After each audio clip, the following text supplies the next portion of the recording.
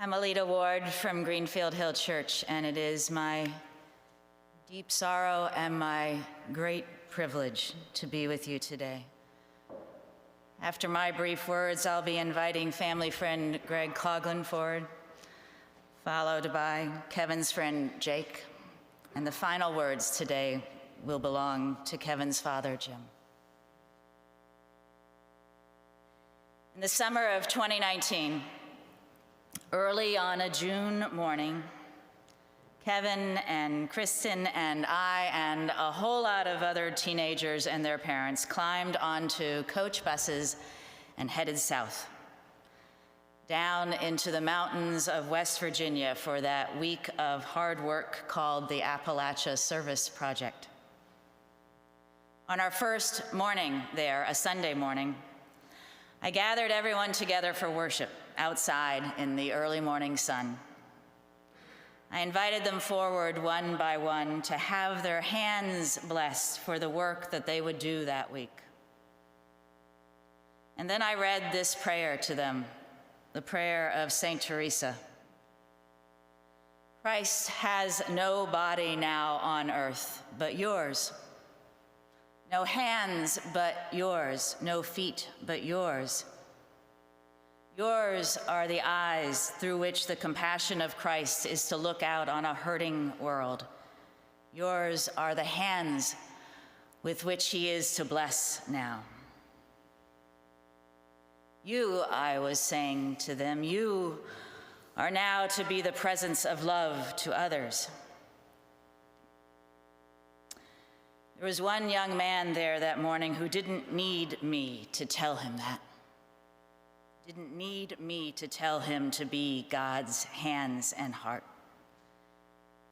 Because Kevin already knew a whole lot about how to be the presence of love to others, about how to lift others up. And he proved that right away on that Appalachia service trip. I don't just mean that he worked hard to fix houses for the poor, though Lord knows he did that. I have a picture on my phone still of Kevin meticulously putting siding on a trailer home with great care and concentration, absolutely soaked with sweat. So yes, his hands were God's hands at work on that home. But there was another moment on that trip that those who witnessed will never forget. His work crew, traveling down the highway in their van, spotted a man lying by the side of the road, bleeding, clearly in grave distress. So they pulled over, of course, and the first person out of the van was Kevin. His leader, Todd Jones, told me later, I don't think I've ever seen anyone run that fast. He took his shirt off on the way to use as a compress. Kevin continued to care for that man until the EMTs arrived. So Kevin didn't need me to tell him how to be the presence of love. He already knew. He knew deep, deep in his soul. Over these past few days, kids whose lives were touched by Kevin's life have been stopping by to talk to me and texting me. And what I've been so struck by is how many of them felt cared for by Kevin. Just like that unknown guy on the side of the road, they have felt Kevin's compassion, felt tended to by him. Kevin noticed I was having a bad day one day, one person wrote to me, and he just kept talking to me until I was smiling again. He was so thoughtful, they told me. If I had to put it in just one word, another person said, it would be selflessness. He made sure everyone else was happy. One person said to me, Kevin was a kind soul. He made people feel better. So that prayer about being God's eyes and God's heart and God's hands, Kevin just lived that. He lived it. In one of the letters that was written by our teens to Kevin's family, one young person said, "Kevin's afterglow will last forever." Kevin's afterglow will last forever. Yes, yes. And it will look like this. That afterglow will be in every moment of kindness that someone offers to another because they remember Kevin offering it to them. It will be in every selfless act that someone does because they witnessed it in Kevin first. It will be in that moment when someone refuses to leave your side until they've seen you smile, because they remember Kevin doing that for them. It will be in someone pulling over to help because they remember Kevin sprinting down a roadside to tend to a hurting man. Kevin's afterglow will be seen when each one of us loves a little harder, cares a little deeper, holds a little tighter. When each of us looks out for one another in the ways that Jim spoke of last Saturday when he stood in front of that candlelit gathering and asked us to open our hearts to one another. The afterglow of Kevin's life will be our lights shining that much brighter, our lives shining that much brighter. Our lives shining bright enough to be seen in that place beyond our sight, where a young man who taught us an awful lot about love is now himself held by that greatest of all loves. May Kevin see how much he taught us. For him now we shine.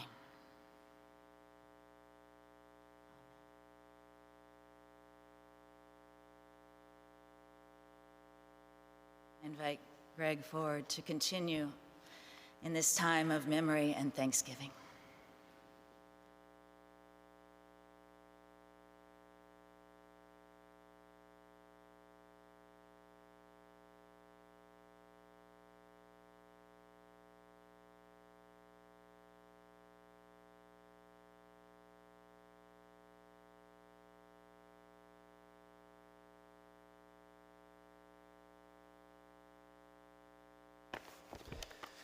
When I was asked to speak today, I was moved beyond words.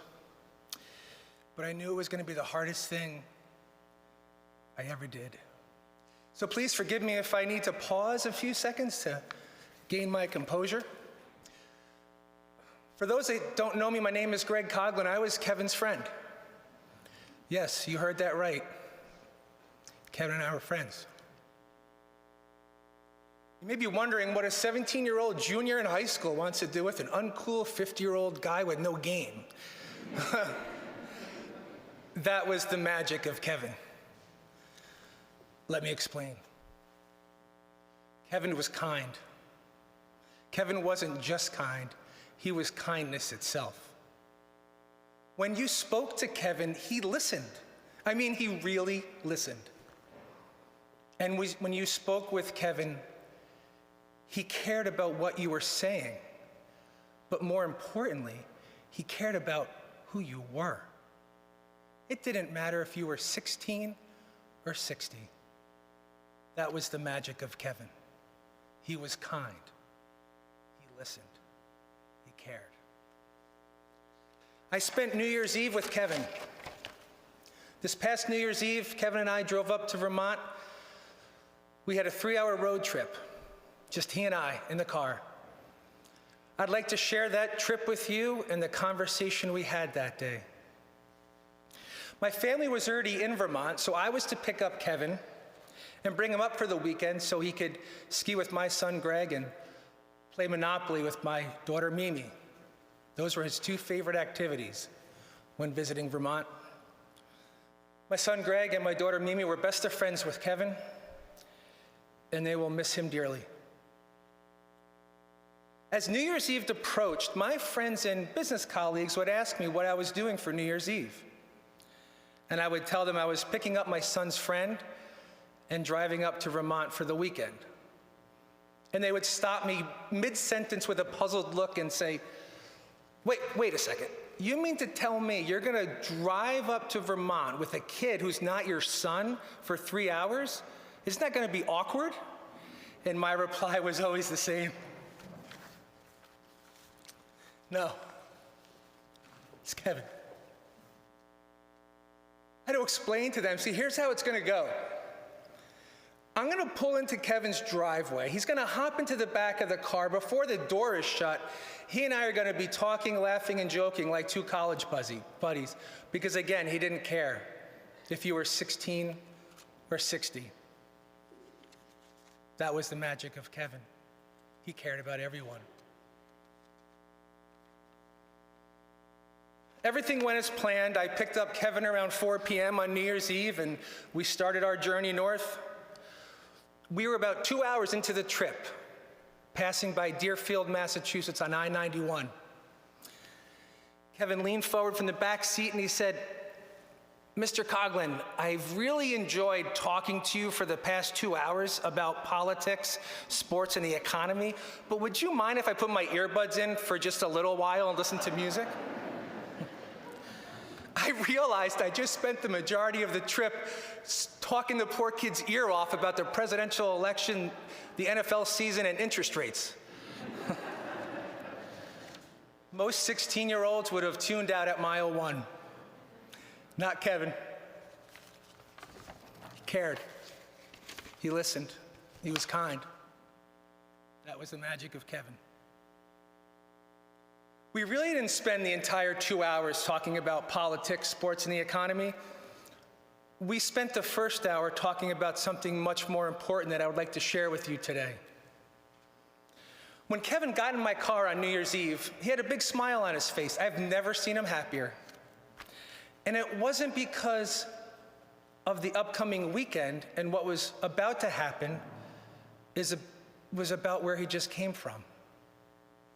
Kevin had just come from his Uncle John's house earlier that day. It was the family holiday party outside around a bonfire. Kevin told me all about it. He told me about all the family that were there, and he told me he had such a good time, he had a hard time leaving. Kevin loved his family. Kevin loved family get-togethers. In Kevin's eyes, the more the merrier. I know this because he told me on our ride.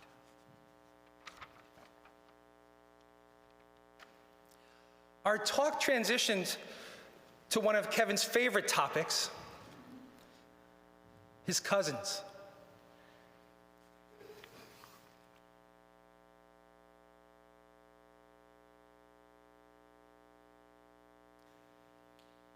He was so proud of his cousins. And he wouldn't talk about his cousins collectively. As a group, he would give me the update on each and every one.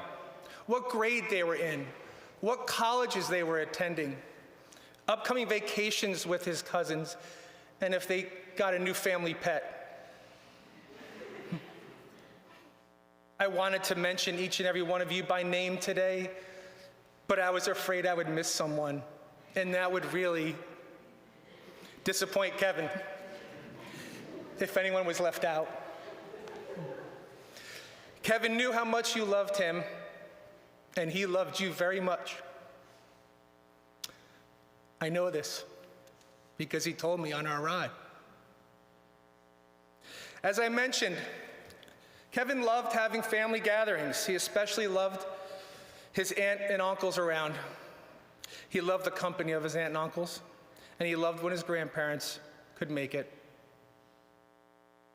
It didn't matter if the party was at Uncle Andy's house, Uncle John's house, or his own house. He loved having his family around.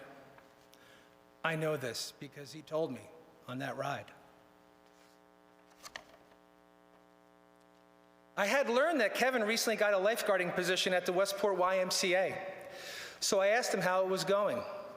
When I looked back at Kevin, he had a smile from ear to ear. He was so proud of that job. He loved being a lifeguard, and he enjoyed the people he worked with. He was also proud that he got his driver's license, because that meant he was able to drive himself to work. On that ride, he proclaimed himself the best 16-year-old driver in Connecticut. And I asked him what was the criteria.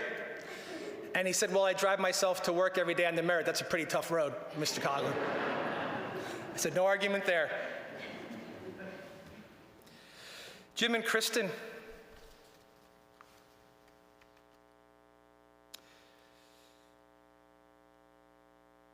It was on that drive that Kevin told me how much he appreciated both of you giving him a nudge to try lifeguarding. He loved being a lifeguard. Kevin loved being a lifeguard. Kevin loved guarding life. It was also on that drive he told me how supportive you were of him, not just with the new lifeguarding position, but many aspects of his life. Kevin loved you very much, and he knew you loved him. He told me on that ride.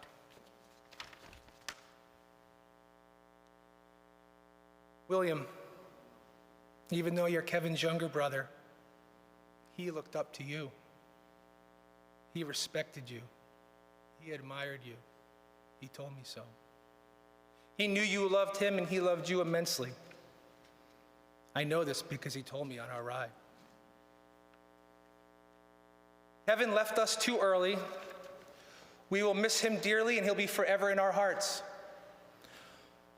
When we leave here today with Kevin in our hearts, let's continue to be kind to one another. Let's continue to listen to one another. And let's care about each other like Kevin would. He showed us how. Kevin, thank you for giving me the strength to get through this today. Till we ride again. I love you, my friend.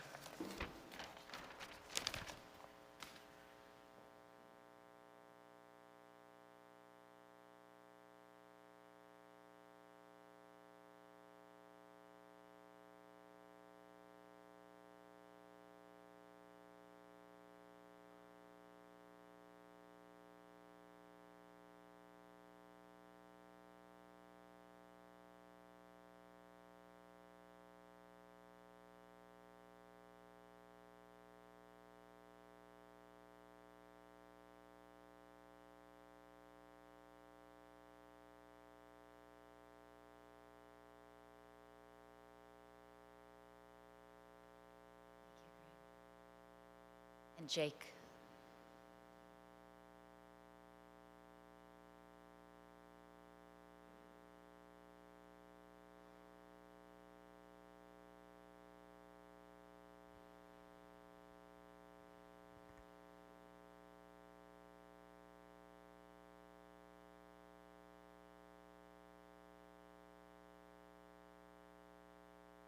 Just like Mr. Coghlan, this will be hard, so forgive me if I stutter or freeze up. For those of you that don't know me, my name is Jake, and Kevin was many things to me. He was my first friend, and one of the best and most loving friends that I've ever had. Kevin and I shared many firsts. Our first time walking to school was together. Our first time riding our bikes off alone was together. Whenever I faced something that was new or scary with me, it was Kevin that faced it down with me. He always had a way of being there, being present, and being a part of my life. Kevin and I shared so much of the same childhood that whenever I think of my childhood, I can only think of Kevin. I remember in elementary school, we did the Jennings Invention Convention together. Of course, I had picked the perfect partner because not only was he my best friend, but he was also a lot smarter than me. No matter how much I refused to admit it. For some people, the convention was a chore, just another project to do. But Kevin made it feel like an adventure. Together, we used boxes and spray paint to create a robot that was the size of us combined. And by the time it was done, we had felt so accomplished and had so much fun that we forgot it was work at all. He had that ability to make anything fun. He was the kind of friend who knew the right things to say to make me laugh. He could invent a game in a matter of seconds, and he could tell a story that felt like a fairy tale. But most importantly, he had a way of loving people that isn't as common as it should be. Kevin truly loved each of his friends, and there was no limit to what he would do for us. A few nights ago, a couple of us gathered at the park in honor of him, the park that many of us grew up playing at. Manhunt was the typical game. We would split up around the neighborhood and spend hours in search of each other.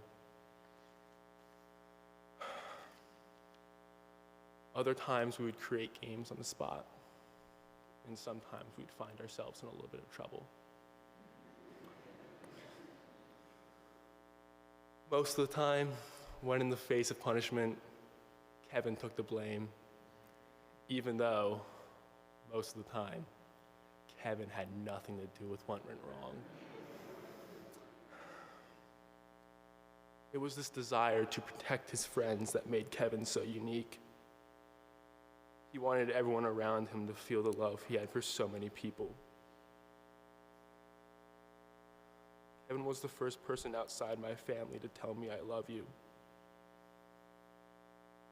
At first, being so young, it was strange to hear that.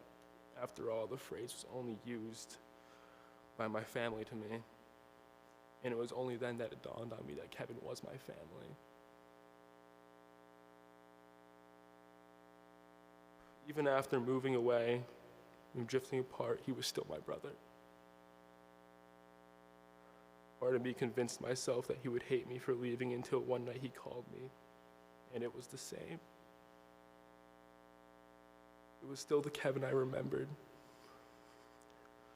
who still loved me as much as he ever did, who had grown up but was still himself.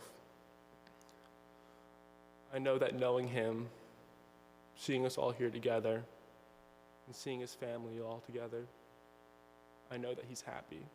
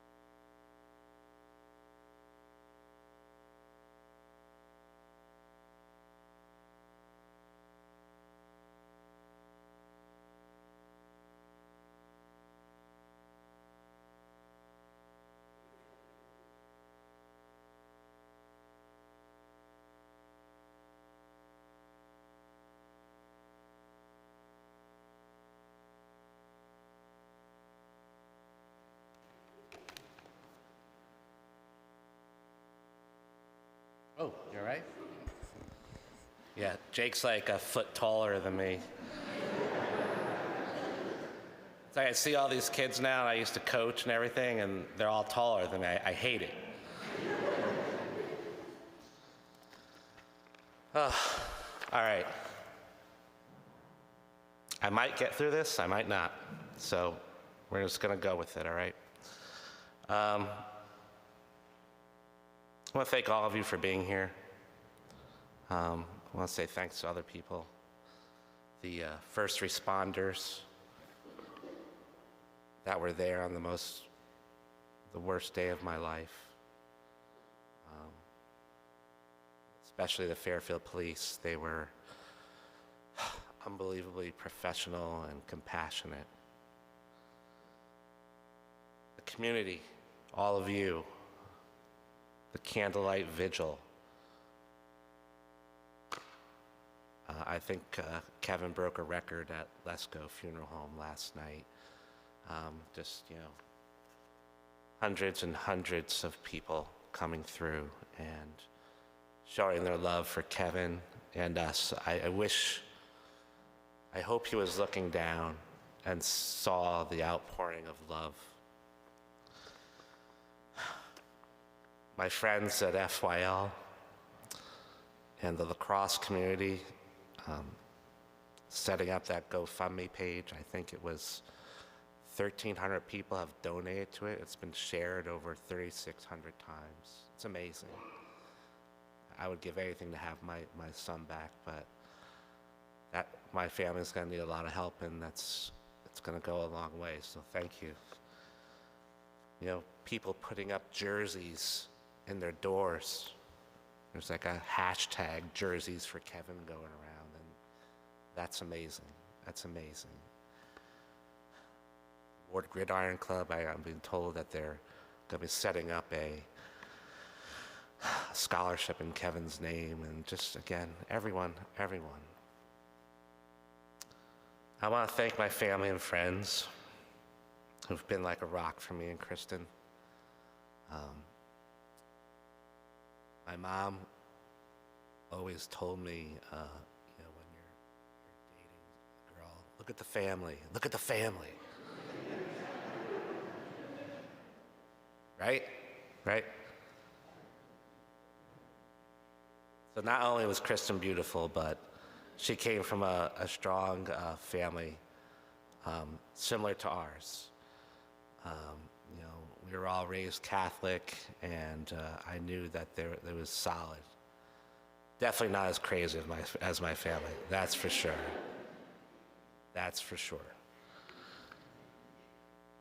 But, just, again, the worst time of our lives, and our family has just been plowing through things for us. And it's amazing. And all my friends, I know my family's here now, but I know you'll do anything for me and my family. It means a lot. We have a long road ahead of us, and we're going to need you more than ever, and I love you all. So it's tremendously sad, but I want to share memories with you. And unfortunately, Father Sam, Alida, Jake, and Greg stole some of my material, but we'll get there.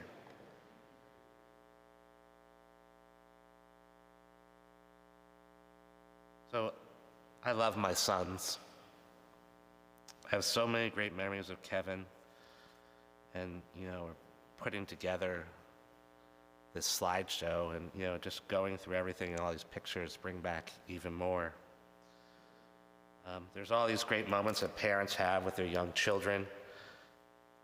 The baths and crawling, and we were showing videos of the baths the other night. I think we embarrassed William a little bit.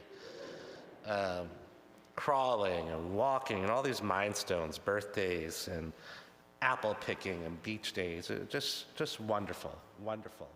And we have this great neighborhood.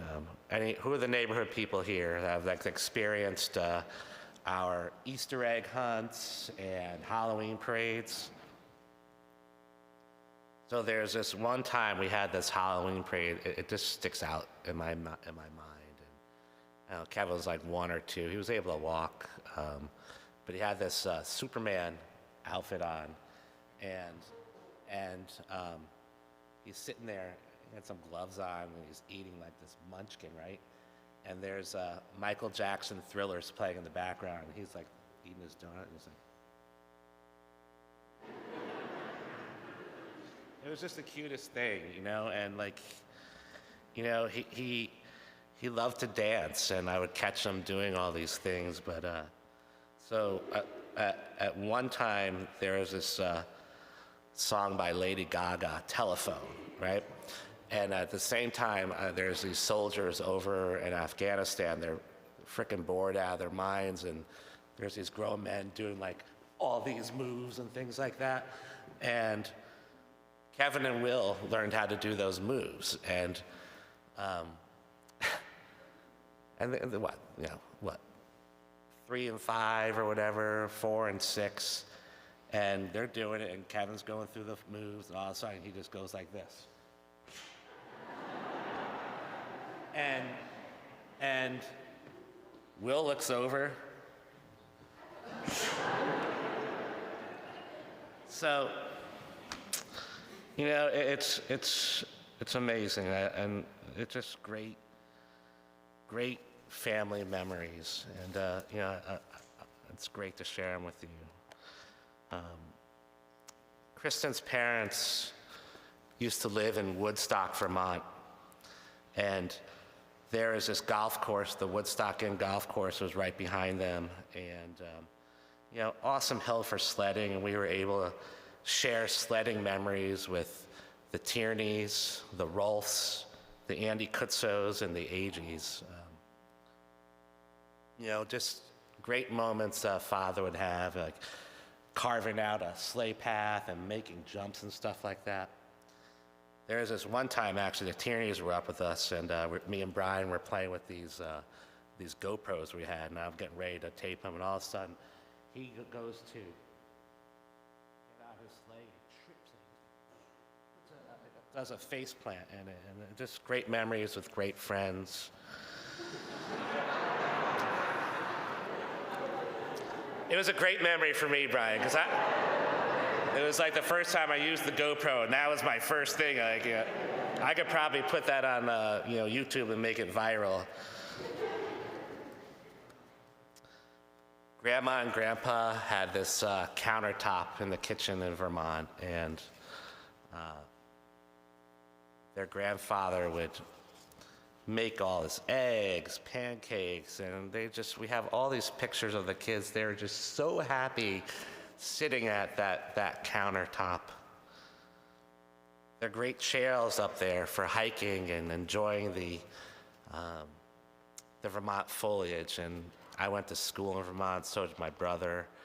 And I just, if I could do it all over again, I think I would be a forest ranger.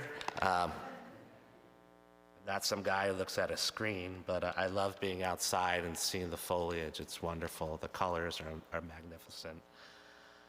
And so there's like 2 little mountains or hills in Woodstock. One's called Mount Tom, and the other's called Mount Peg. And Mount Peg was right outside the O'Rourke's door. And Bob was telling me how, and I don't remember this, but now I do.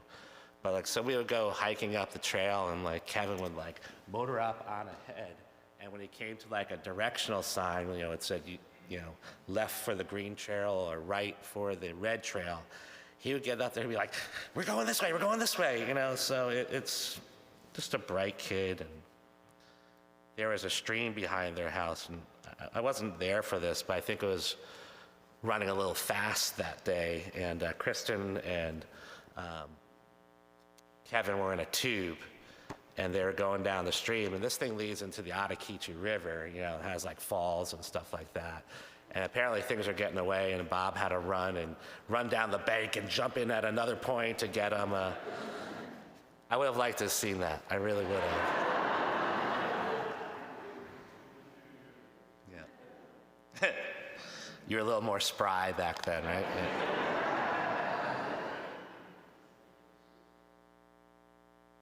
There is another place called Billings Farms, and it's this real 1800s working farm, actually. It's pretty cool.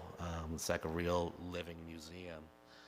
And, kids can do all these great crafts and activities to do, make butter and apple bobbing and sleigh rides and petting cows. I have all these great pictures of these big cows and their big eyes next to the kids, and it's just great. And we have this cutest picture of Kevin and Will. They both have these big orange ribbons pinned to them because they won pumpkin bowling. It's awesome. There are 3 mountains local, and my boys learned how to ski there. And Kevin became a pretty avid skier. I was very proud of him. But Kevin, never really listened to me.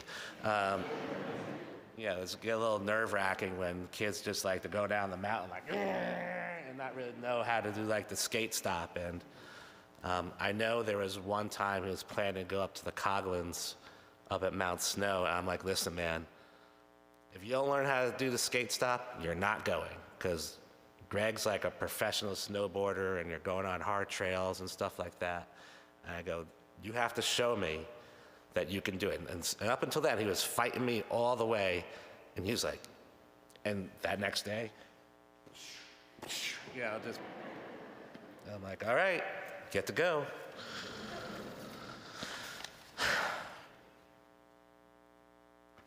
My family, my brothers and my brother-in-law and my cousin, they own this place. Many of you who know me, it's this place our family goes to every year. It's on the eastern Maine Canadian border, and it's on a lake, and it's backs up to a Canadian wildlife preserve. It's like being in the middle of a national park. It's very special and remote, and there are like bald eagles flying around, and I'm like fascinated with them. I can just sit there and watch them soar and do whatever. And one of the first times we went there with Kevin, there was a bald eagle on this bare tree. And I was so excited to share my enthusiasm with Kevin about this bald eagle. I'm like, man, look, there's a bald eagle there.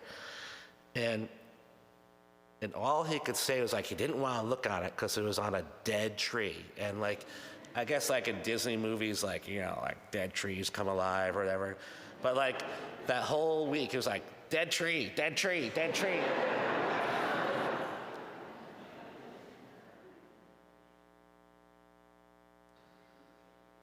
We would have like 20 plus people on the island, and Kevin loved his cousins, and I know you loved him. There's so many great memories of the cousins, like running around on the water trampoline and paddleboarding and kayaking. We were looking at a video the other night, and the kids would put on these talent shows. And one year they set up an America's Got Talent show, and I think Claire was the hostess, and there were judges and everything, like Brady was a judge, and Kevin's act was to dance to "I'm Sexy and I Know It," right? And he's doing all these moves, like he's pretty good. I mean, but then all of a sudden he just takes off his shirt like stripper style, goes like that, and starts doing splits. Do you want me to show you? Or no? And he might have, I'm not sure if he won that competition, but Emma really screwed up the music on him to his fault. Yeah, I mean, let's face it, Emma. I mean, I don't know if you had a sibling in the competition or not, or wanted to sabotage him. So Uncle Andy and Uncle Johnny would take the kids tubing for hours. They never trusted me to drive the boat, but that's fine. So there's this one time where Uncle Andy was driving, I was like the camera guy, and I'm back and like taking thousands of pictures. And I think this might have been right after Uncle Johnny was banned from driving kids on the tubing, because he almost smashed Amanda into a rock. But that's another story. We'll talk about that later. And Andy's whipping Kevin and Amanda around like, we would whip the kids around and like create these waves and try and make them fall off. It's all about character building. But Kevin loved it, and I have this awesome picture. It was on the slideshow last night, and they're like 5 feet out of the air, and Kevin's like, and Amanda's like, yeah. There's a word I could describe it, but I'm in a church right now, so. From an early age, Kevin liked to test us. He was a tester. So there was this time, and so in the cabin, I know a couple of the guys have been there, but there's a lot of people, and the kitchen's going on, there's hot food. It's really not a place for like a 3-year-old to be hanging out. You get burned, and things like that. And so there's like this entranceway to the kitchen. I'm like, I think I was yelling at him, but I think I was using my coaching voice. And I'm like, Kevin, don't go in the kitchen. And he walks over to the door, and we'll say like, this is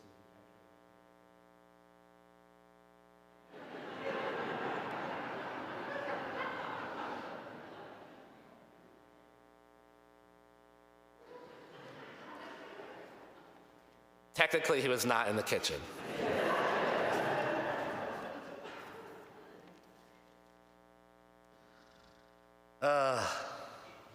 Speaking about testing, Kevin would question everything and want to do things his own way.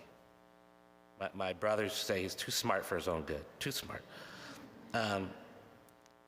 It's funny because like most recently he was talking about going into the military, and I didn't think that was a good idea because he really didn't believe in discipline or authority, But how many people have Google Wi-Fi in their house here? So you have this app and you can control what devices are on or not, and we had the kids on this. I have them on schedules. Okay, 11 o'clock at night, all their devices shut down, and on the weekends it's later. And if the kids did something wrong, we're like, zap, all the devices go off. And so one Saturday afternoon, something happened, whatever. We're like, oh, fine, if you're not gonna do what we ask you to do, and you don't get to play video games. But so I turned it off, and I told Kristen I turned it off. I went outside to do some work or something like that, and Kristen's like, did you turn it off? I'm like, yeah, I did. And I look up, it's back on, and I'm like, he went into my phone, apparently a month or two before, because I didn't have a passcode on my phone. He made himself an administrator of the Google Wi-Fi. I thought he was just going into my phone and did it like secretly. No, he controlled it from his phone.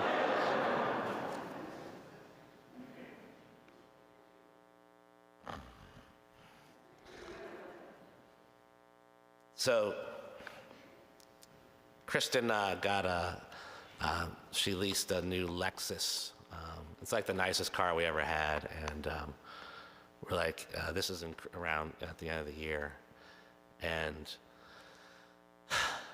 we're like, hey, you got your car from Grandma and Grandpa, that's yours, it's good, it's a beater, that's your style there, right? And he'd always want to drive the Lexus, always want to drive the Lexus. I'm like, no, it's not doing it. And we were out to, we were at Little Pub with the Tierneys, and he wasn't really banking on this, but I don't think he knew that the restaurants closed at 10 o'clock. Because we probably would have shut the place down. He would have been scot-free. But we pull into the driveway, and he's sitting there vacuuming out sand from the Lexus because he was down at the beach. He had friends in the car and everything. I'm like, oh, what's going on here, But, for all in all, he's a good kid. I mean, I did probably a lot worse things than him, I can tell you that much. A lot, right, Mark? Jimmy? Mike? Matt? Rick?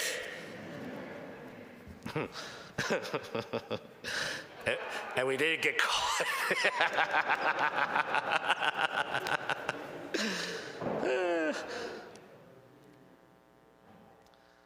Kevin played on the lacrosse and football. He played lacrosse and football, and he grew up through the FYL and Wildcats programs, and he continued to play through Ward.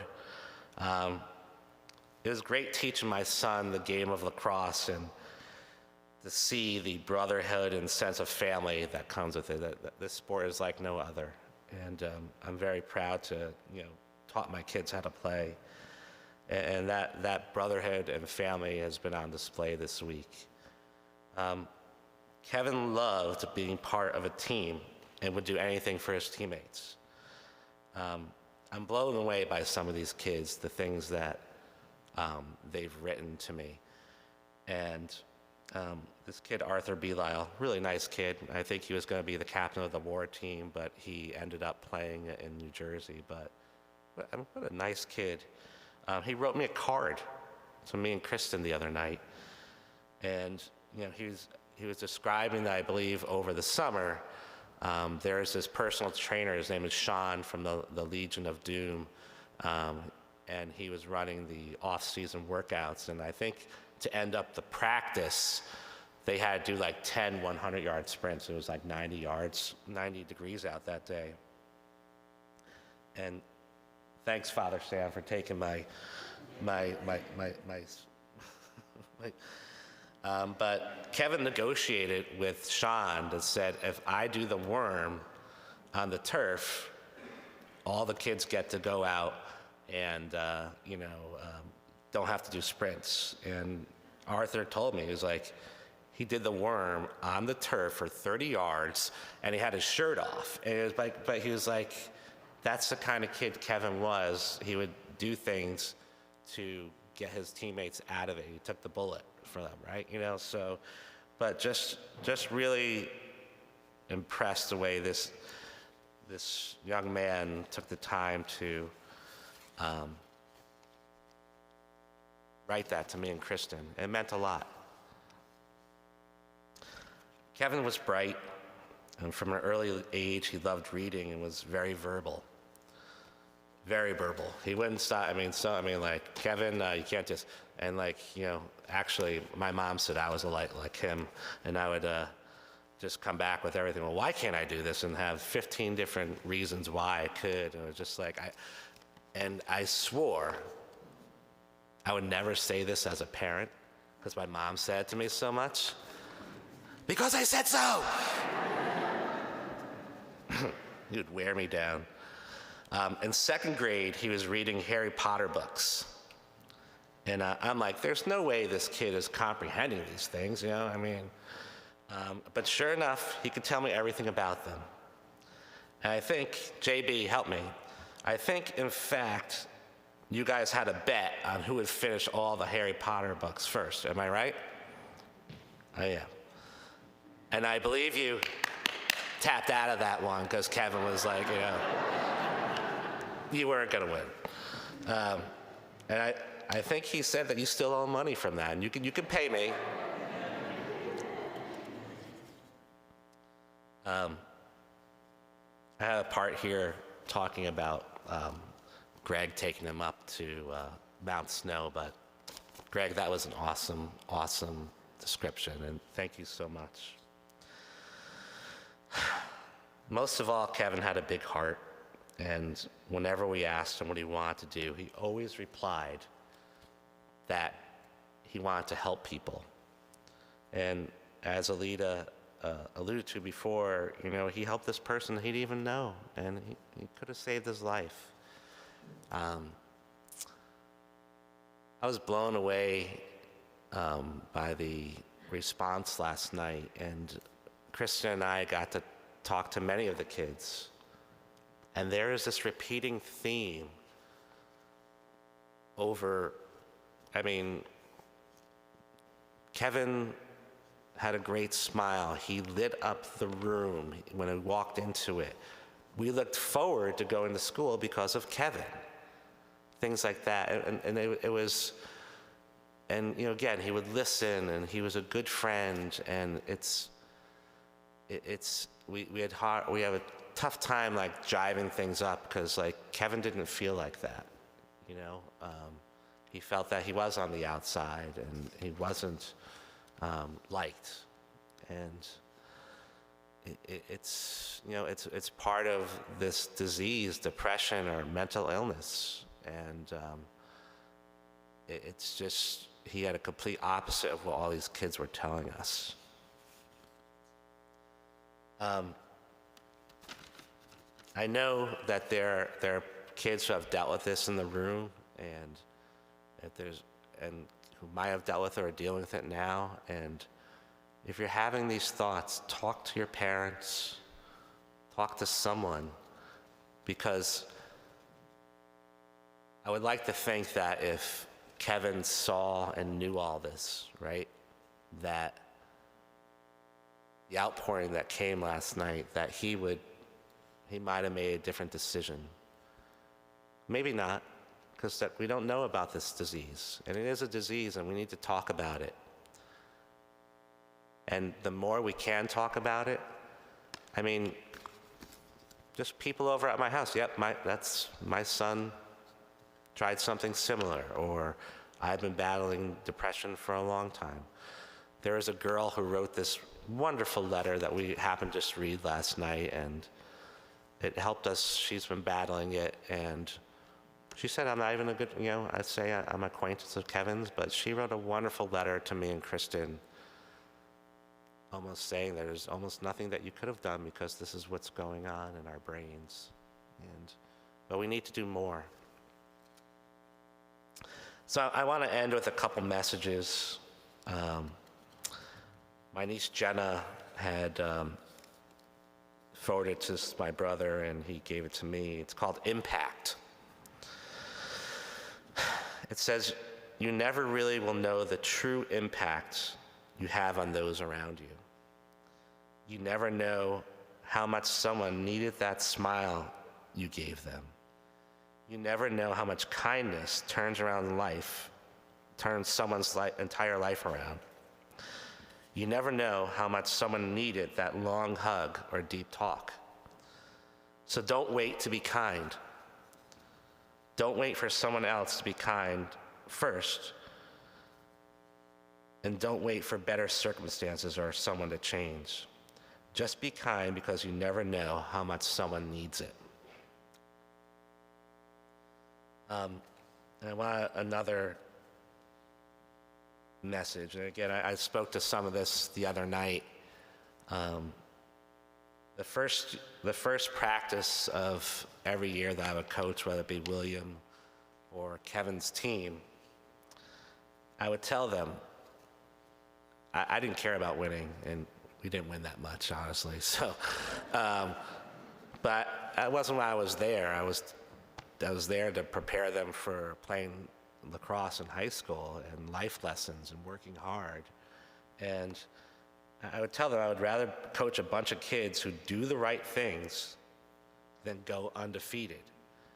And doing the right thing isn't always easy. It's not. I'd rather coach kids who would be good teammates and be positive. If you're better at a skill than someone else, then help your teammate. Don't make fun of them, help them. Because if you help them, you're going to be a better team. And a rising tide will lift all boats, and go out and be leaders.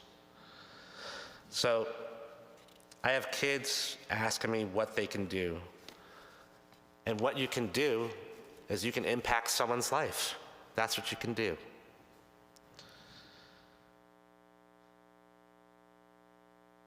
My family is going to be going through some tough times. I'm talking to the kids out there, and, you know, William lost a brother. And if you can look out for William at Ward, that's something you could do. I'd appreciate that. And just to end up, Kevin, we love you, and you will be missed. I wish you could see the outpouring of love, and we're all in shock. But since you have decided to go home early, it's okay for you to go, and we hope you're free of pain and you're happy. I want to thank you for choosing me and Mom as your parents during this life on earth. And I hope you find happiness up in heaven. I want to let you know, though, I'm giving you warning. Uncle Johnny says he's going to slap you when he sees you. So,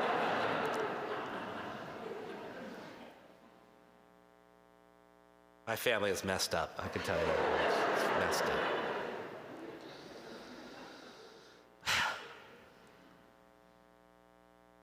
He loved our dogs. I want him to find Obi. He cared so much about Obi, and it affected him a lot. And I hope you find Obi and you're with him right now, laying down on him like you used to do, and just holding him and hugging him. And I want you to find Uncle Grumpy Bear and give him a big hug for us. Thank you, everyone, for coming. Thank you.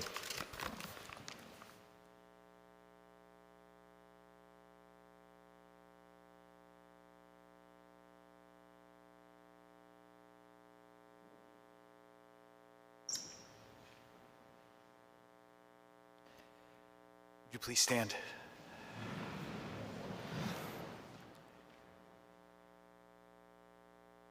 Lord, we give you thanks for Kevin's life. As we come to the end of this celebration, pour out your graces and blessings on all gathered here, that we may know your presence and your love and the gift of your consolation. May Almighty God bless you, the Father, and the Son, and the Holy Spirit. Amen.